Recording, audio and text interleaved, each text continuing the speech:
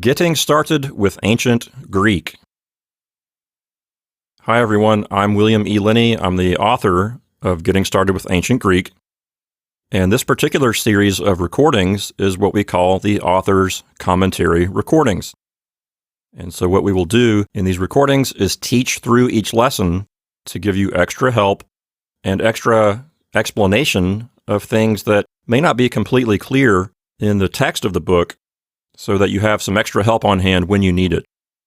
And to help me teach through the book, I have a special guest with me, one of my colleagues, Catherine, who is an experienced Greek teacher and student. Hi, Catherine. Thanks for joining me. Hi, Bill. My name is William, but I go by Bill, and that's why Catherine's referring to me as Bill. So we are Bill and Catherine here to teach through this book and help you understand the concepts that I introduce more thoroughly. This first recording that we're doing now is the introduction. And so in this introductory recording, we're going to talk through some of the things in the section called How to Use This Book. And we might talk about some other topics as well. And by listening to this, it will help you get into the actual lessons of the book with a bit more background knowledge and a bit more context. So, Catherine, let's start by talking about the part of the book called How to Use This Book. Some of it is self-explanatory, but for other parts of it, the reader might benefit from some explanation. As longtime students of Greek, you and I know some of these things, but someone new to Greek might not know exactly what we're talking about. So, Catherine, let's start out here by talking about the area titled, What Kind of Greek is This? There are two broad categories of ancient Greek. There's New Testament Greek and Classical Greek. Mm-hmm. What do you think about that? What are your thoughts? So the two categories are a useful, broad way of dividing a very long period of language history for Greek. And they're good for categorizing the fact that Ancient Greek is still the same language, but of course, because it's over time, it changes. And so there are going to be some little differences between, say, Plato and Aristotle or Herodotus and either New Testament or writers who are at the same time as the New Testament. So it's helpful to have those two kind of categories in mind as you're going and approaching Greek as a student. And I think the reason it comes to mind like that for me in those two broad divisions is because that's the way you see it presented in colleges and universities. Mm-hmm. When someone wants to go to seminary and become a pastor, they study Greek because it's New Testament Greek. But then if you go to a college or university and you want to study Greek there, it's typically done in the context of a classics department. Mm-hmm. So at the college level or seminary level, there's that broad division between the two.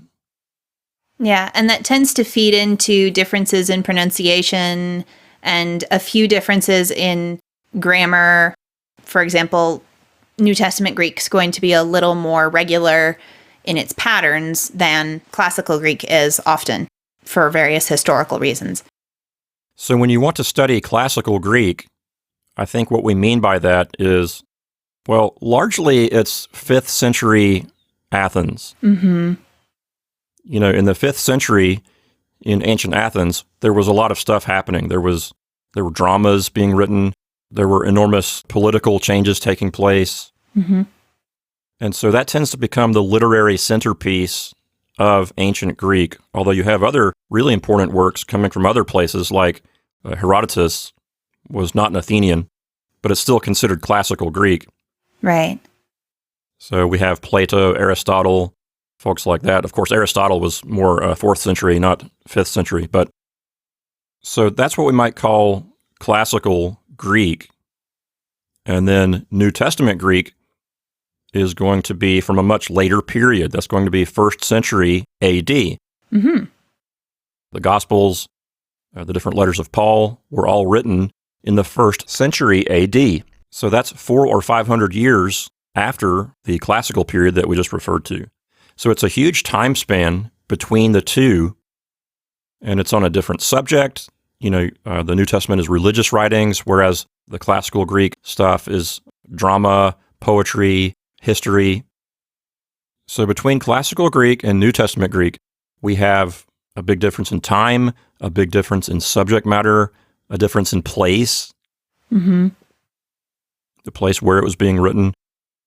And a lot of the people writing in that period spoke Greek as a second language. So there are lots and lots of differences between the two.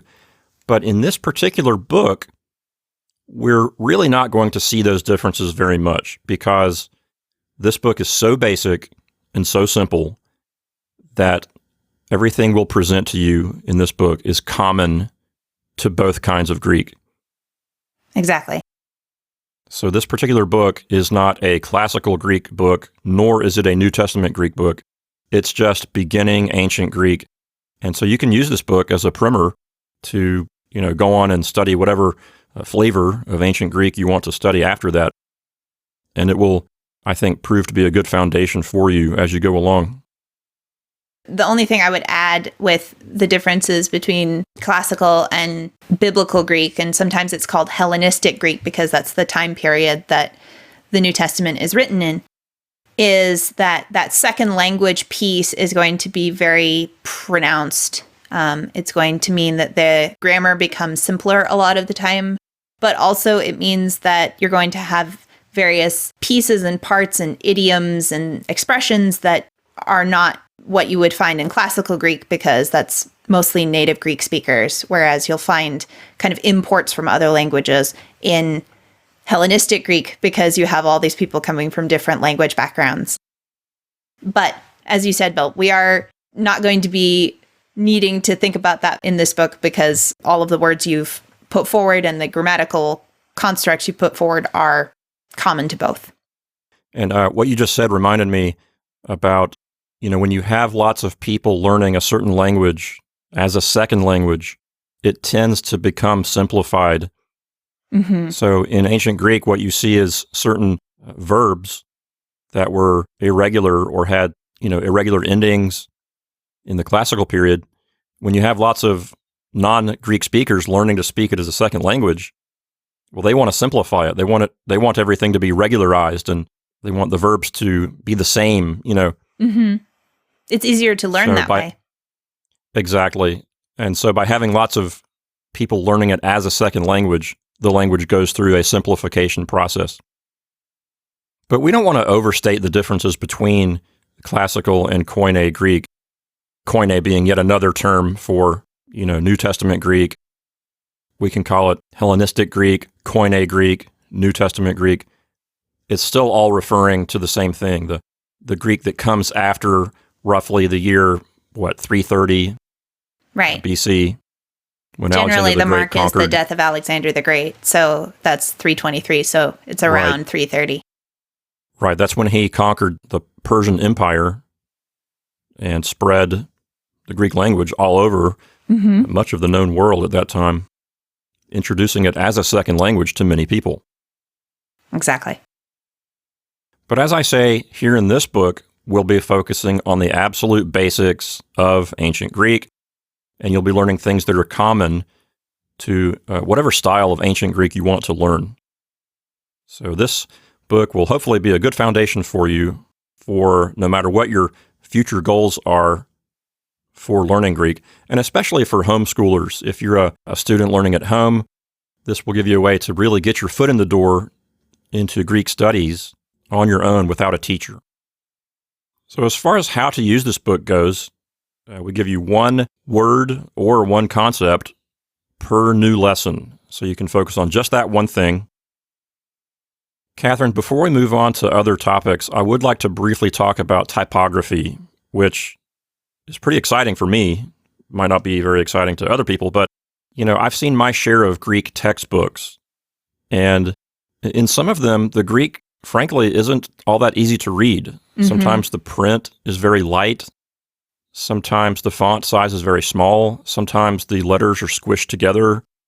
And even sometimes I've seen where there's not very much space between words, to the point where, depending on the book, you can't even tell where the next word starts.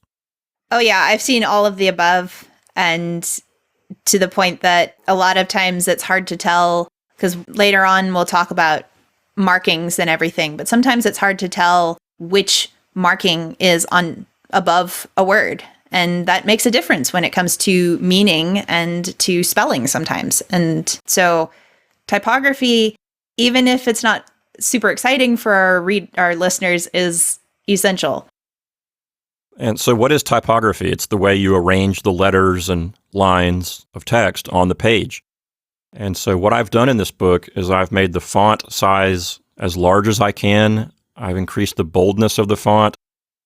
And as I say here in the book, I've made sure there's plenty of space between lines, between words, between letters, so that you don't have to struggle and strain to read the Greek text. I've made it as easy as possible for whoever you are as a reader. I've made it as easy as possible for you to actually see the Greek and all the little tiny squiggles and lines and dots, that come around it. Because, as Catherine mentioned, those are a challenge for anyone to see, but especially for beginners. Mm-hmm.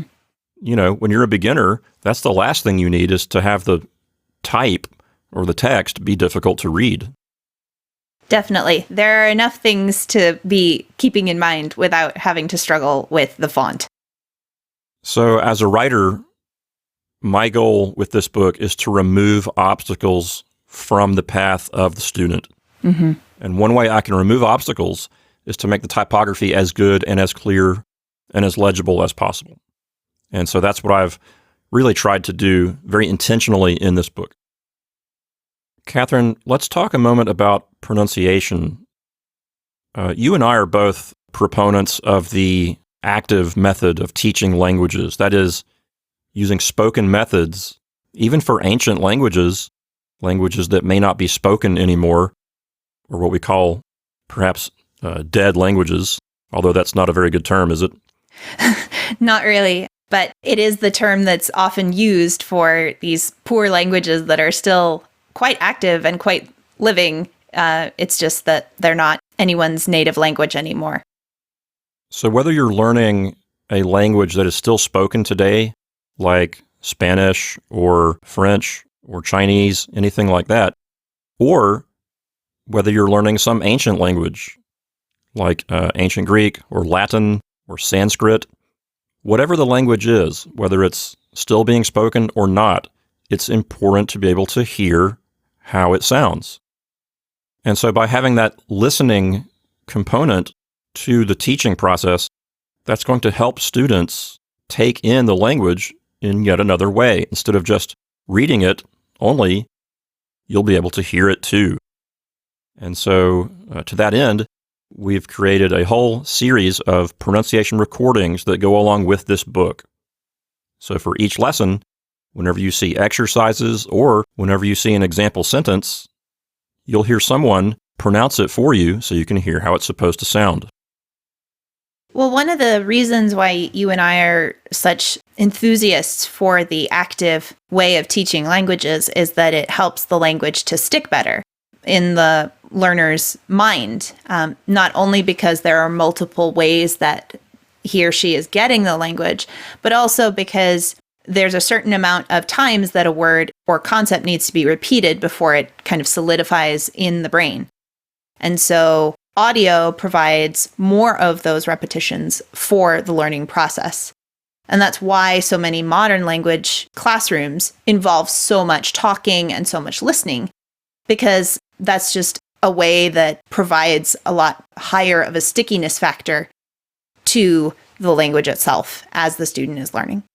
I have a book here at my desk that's kind of sticky, but that's because I spilled my coffee on it the other day. So when you talk about sticky, that's not what you mean. Correct. What I mean by sticky is, does it stay in the brain, and is it something that you're able to recall when you need it, whether that's when you're reading it or when you're producing sentences in the language. So, Catherine, you personally are an experienced Greek teacher. You've taught a lot of beginners. Mm-hmm. How would you recommend that they use the recordings, that is, the pronunciation recordings that we're supplying along with this book? What are ways that they can use them to their advantage? Yes, there are several different things that make these pronunciation recordings very helpful. And the biggest is what we call comprehensible input, i.e., you're hearing things in Greek that you understand. And that's what research has shown, is that the more understandable things you hear in the language you're learning, the easier it is for you to pick up the language faster. And so one of the things that the pronunciation recordings provides is an opportunity to get a lot of that input, if you will, of Greek. So hearing Greek that is understandable because you've already learned the word or the phrase or the concept. And so one of the ways to do this is to listen to these over and over and over and over to the point that the student can almost say them along with the recording or translate them into English and then from memory translate them back into Greek. All of these are helpful exercises to provide more Greek so that the Greek stays and is more easily recalled. So once they listen to a pronunciation recording and they know exactly what it's saying, should they then think to themselves, well, I've mastered that one, I should stop listening to it now?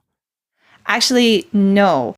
One of the things that helps is to go back to earlier lessons and listen to those very, very simple recordings, because it builds up not just confidence because, oh, I understand that thing very easily now and it was not so easy before, but also it provides more variety and review. Review never hurt anybody and is actually, according to the ancients, the mother of learning.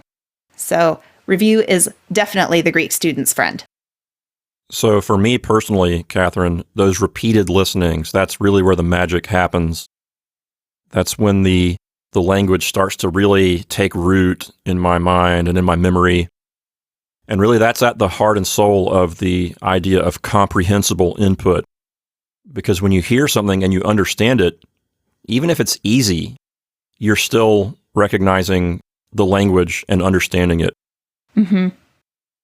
And as I tell students, when you listen like that and employ the listening aspect, you just simply learn the language faster and better. Definitely.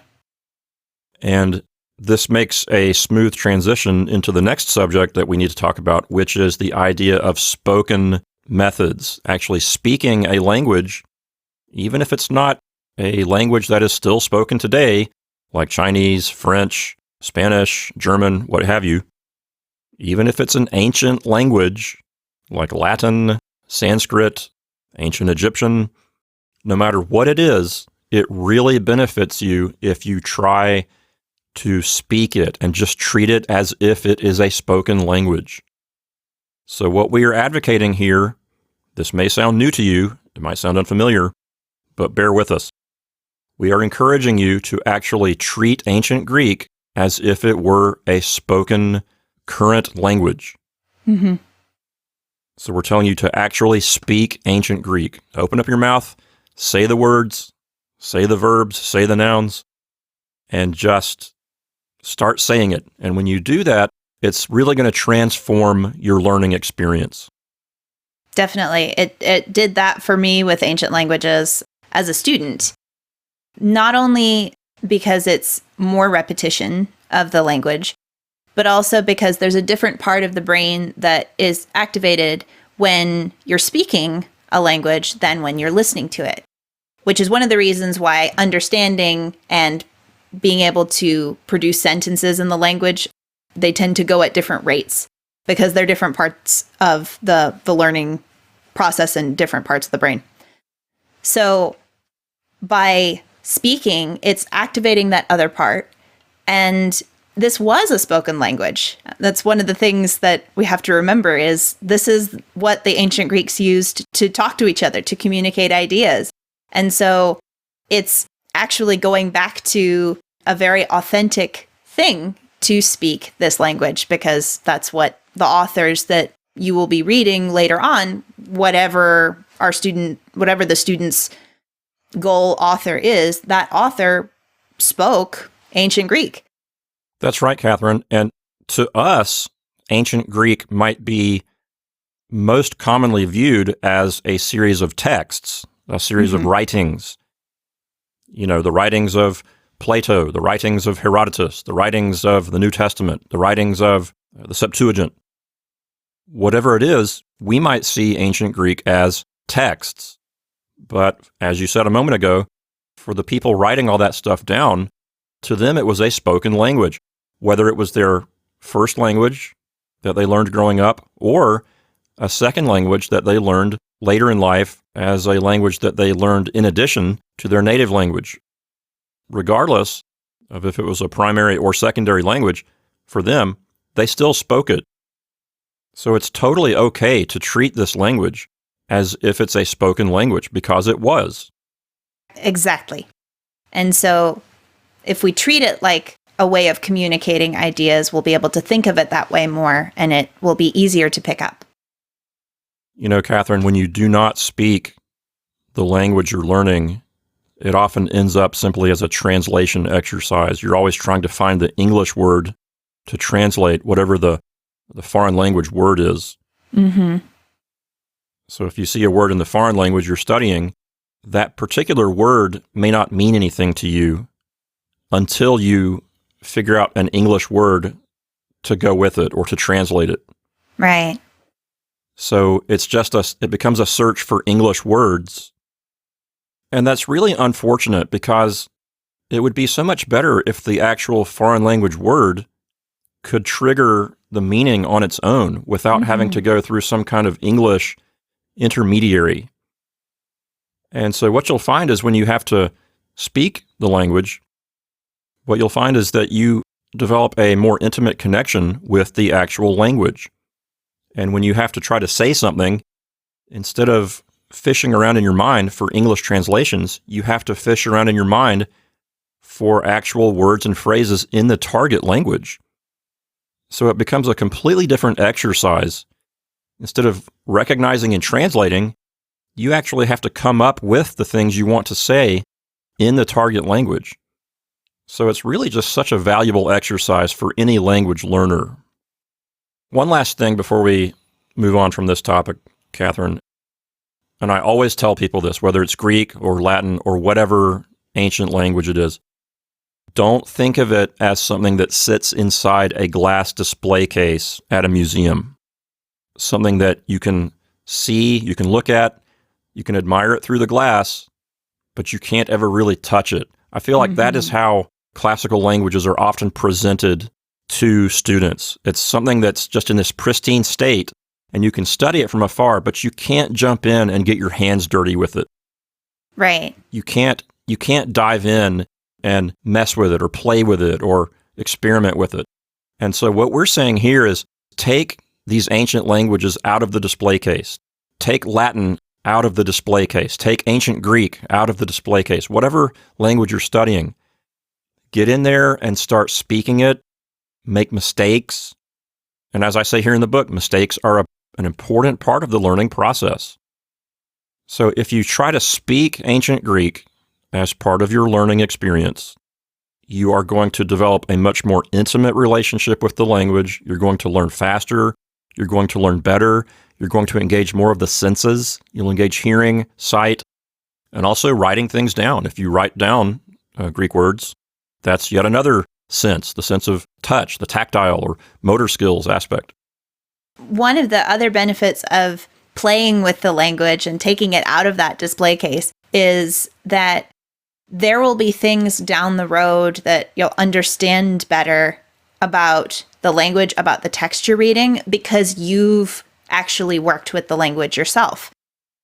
So sometimes there will be things in a text that you're reading along, and because you've heard the language, you've made sentences in the language yourself, you know how the language works on a personal, experiential level. You'll see, oh, that's a pun, which it may not pop out as a pun or a wordplay or something in just reading because of the spelling difference, but because you know how it sounds, you know how to produce words, there's more humor, there's more richness, there's more almost closeness to the authors that you're reading because you've done it yourself. I could not agree more. And one thing I often tell students is that when you only read and translate a language, the language lives on the printed page. Mm-hmm. But when you speak a language yourself, the language lives inside of you. Definitely. And I really, truly believe that. And if you speak this language, you're going to learn it faster, you're going to learn it better, and you'll have a more intimate connection with the language.